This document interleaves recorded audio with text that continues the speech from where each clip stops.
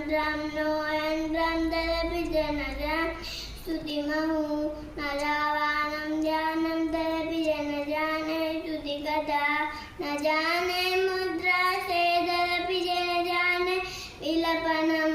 परं जाने मातस्तव शरणं क्लेशहरणं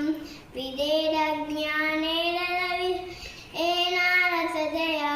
विदेया शक्यत्वा तव चरणयो याच्युतिरभूत् तदे शक्यन्तव्यं जनोद्धारिणि शिवे कुपुत्रो जायेत क्वचिदपि कुमाता न भवति जगन्मातर्मातस्तव नरादत्तां देवी रविनभिभूयस्तवमया तदापि तं स्नेहं मयि निलिपं त्यक्त्वा पुरुषे कुपुत्रो जायेत क्वचिदपि कुमाता न भवति पृथिव्यां पुत्रास्ते सन्ति सरला मरं तेषां मध्ये वीररतलोऽहं तव सुतः मदेयोऽयं त्यागस्तव शिवे कुपुत्रो जायेत क्वचिदपि कुमाता न भवति परित्यक्त्वा देवा विविधविकुलतया मया पञ्चाशीतेरधिकमपि नीते तु वेदि इदानीं क्षेमातस्तव शरणापि भविता निरालम्बो लम्बो विन्यामि शरणं श्वपाको जल्पाको भवताकोपमकिरा निरातङ्को रङ्को शिरङ्कोटिकल्कये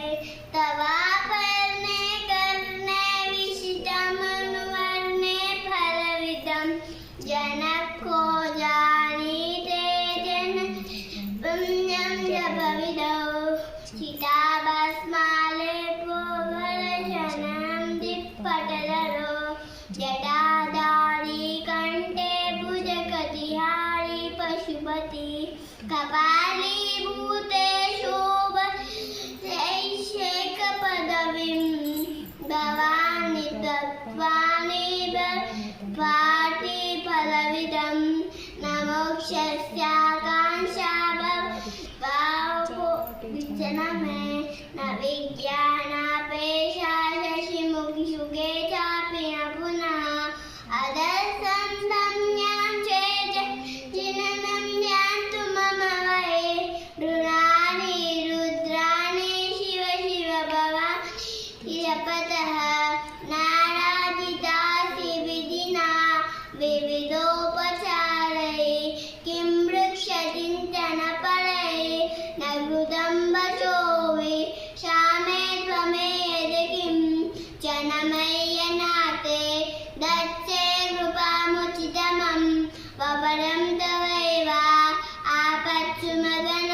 स्मरणं त्वदीयं दुर्गे करुणान्वेषि नैतक्षते त्वं मम भावयेत क्षुधार्तुषार्ता जननीं स्मरन्ति जगदम्ब विचित्रमत्र किं परिपूर्णा करुणास्ते चेन्मयि अपराध परम्परा परं नयि माता समुपेक्षते सुतं मत्समपादकीना